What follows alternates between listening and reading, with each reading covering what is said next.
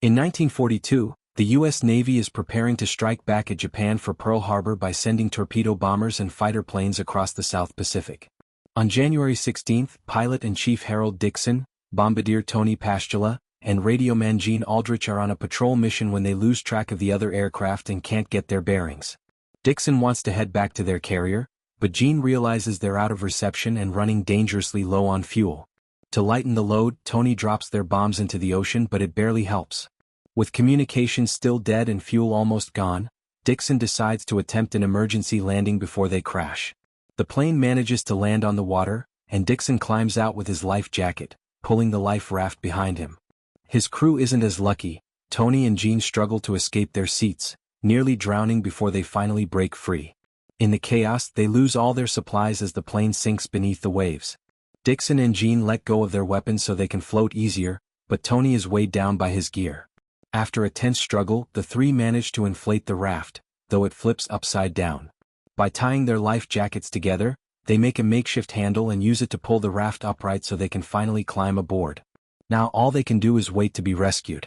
The next morning, Dixon and Gene exchange words, each subtly hinting the other might have made mistakes that got them into this mess.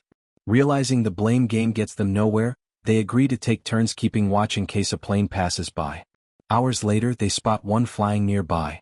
Desperate, they strip off their shirts, wave them in the air, and yell for help, but the plane never comes close enough to notice. It soon disappears into the sky. Dixon explains that was likely their only chance. The plane was on a box search and couldn't risk breaking formation to enter enemy territory. Procedure meant a single look, nothing more. The war mattered more than 3 lost men. Accepting their grim reality, Dixon declares the raft to be a U.S. Navy vessel and names himself captain. From now on, Tony and Gene will follow his orders. They take inventory of what they have in their pockets, but it's not much. Just a few tools, wires, an empty water bag and Gene's knife, which Dixon insists he keep tucked away so it won't puncture the raft. Dixon also orders them to take off their shoes and toss them into the ocean to protect the raft's fabric from wear, though he keeps his own shoes on, which irritates Gene. The days crawl by as the men fight to keep themselves from going insane in isolation. They talk about anything and everything, sometimes even sing to lift their spirits. Tony obsessively polishes his gun, while also promising Gene that when they get home, he'll introduce him to his sister. He swears they'd make a perfect couple. The scorching sun burns their skin during the day, forcing them to strip down layer by layer until blisters form. At night, they shiver under the cold and drift into nightmares about drowning or the guilt of whatever mistake may have landed them in this mess. They never sleep all at once. One man always stays awake on watch just in case they spot a plane or land. During one of his turns, Dixon relieves himself in his own shoe, then drinks it, an act of desperation to ease his thirst. One morning, as a strong breeze pushes the raft along, Dixon does some rough calculations to figure out where they might be heading. There's a slim chance they'll drift to some islands, but it would take weeks. Gene suggests trying to fish so they won't starve. They fashion a makeshift hook with wire and cord, but whatever bites is so strong that it rips the hook clean off. It's a grim reminder that there are predators in the depths below. Still determined, Gene crafts another hook and lets it sink for as long as possible. Eventually the blazing heat becomes too much, and he jumps into the water with his life jacket to cool off. Tony wants to dive in too, but Dixon warns it's too risky. There are sharks in these waters and Gene quickly panics, scrambling back onto the raft. Tony changes his mind about swimming altogether. As the days grind on, tension rises. Dixon's paranoia gets worse and he repeatedly asks the others about what went wrong on the plane, almost as if he needs someone to blame. Thirst gnaws at them constantly. Tony nearly drinks seawater, but Dixon stops him in time. Gene makes a dark joke about how many more shoes they could fill with urine before Dixon suddenly lights up. He's found a pencil in his pocket that he hadn't realized was there. Now he can chart their direction, keeping track of the wind to ensure they drift toward the islands. Using one of their life jackets, some cord and wire, they create a makeshift anchor so they won't drift backward if the wind changes. Still, thirst is their biggest enemy. Gene teaches the others how to pray for rain, but nothing happens right away. It isn't until much later that night when the skies finally shift, giving them their first real glimmer of hope.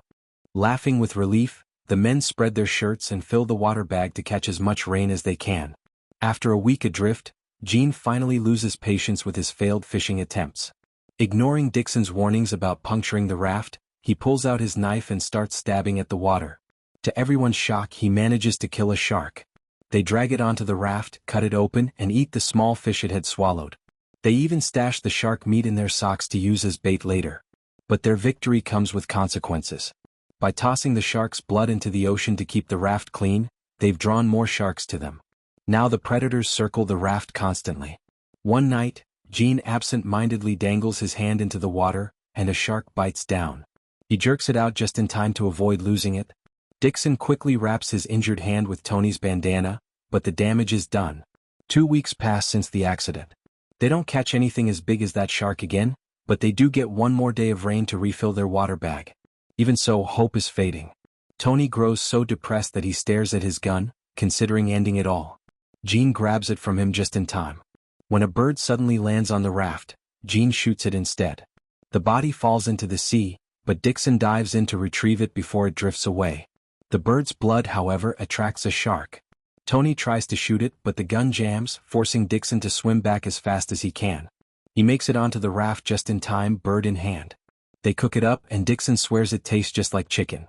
Since the gun is useless now, Tony tosses the bullets into the ocean, a painful symbol of defeat. On the morning of day 20, Dixon wakes to realize all 3 of them had fallen asleep at once, leaving no one on watch. Gene shrugs it off, saying it isn't worth the trouble anymore. The wind has died, the islands aren't getting closer, and he doesn't trust Dixon's map.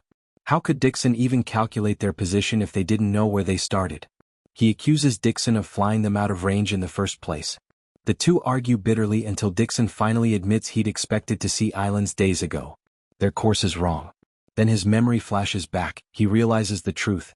On the plane, he had fallen asleep for just a few minutes, long enough for them to miss their turn. He apologizes, knowing it's a mistake he can never undo. The revelation crushes their spirits. But Gene picks up the chart and tells the others that, flawed or not, it's the only hope they have of getting home.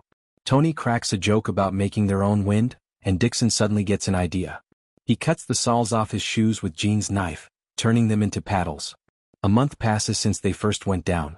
At last it rains again, but this time, it's no ordinary rainfall. A violent storm crashes over them with thunder and lightning.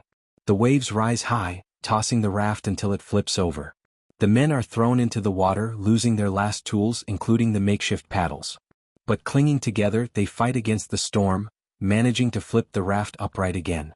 Exhausted, they climb aboard and huddle for warmth as the tempest rages through the night. By morning, the skies are calm again, but the men are too drained to move. Their conversations turn dark. They talk about what to do if one of them dies, whether the body could be used as food. They think about their families back home who must believe they're already dead. When Tony and Gene assure Dixon they never would have court-martialed him for his mistake, Dixon breaks down in tears. Tony refuses to let them surrender to despair. He urges them to row with their bare hands, determined they'll either reach land or die trying. The effort drains what little energy they have left. Dixon, breaking his own rule, gulps seawater in desperation. Tony falls into such a deep sleep that for a moment they fear he's gone. Then Gene spots something. Green on the horizon. Land. With tears streaming down their faces, the men row furiously with their hands, not caring if the island belongs to the enemy. At last the waves push them onto the beach. Stumbling onto the sand, they see 2 shacks nearby and head toward them on unsteady legs. The date is February 20th. They've survived 34 days adrift, drifting over 1,000 miles at sea. When they're finally rescued, Harold Dixon receives the Navy Cross for leading his men to safety, though he never flies another combat mission. Tony's injuries prevent him from pursuing his dream of a Navy career. When he dies in 1986, his ashes are scattered at sea. Gene continues serving as a radio man until the end of the war, and in 1946 he marries Tony's sister. Make sure to subscribe and turn on notifications so you won't miss more incredible stories like this one. Thanks for watching.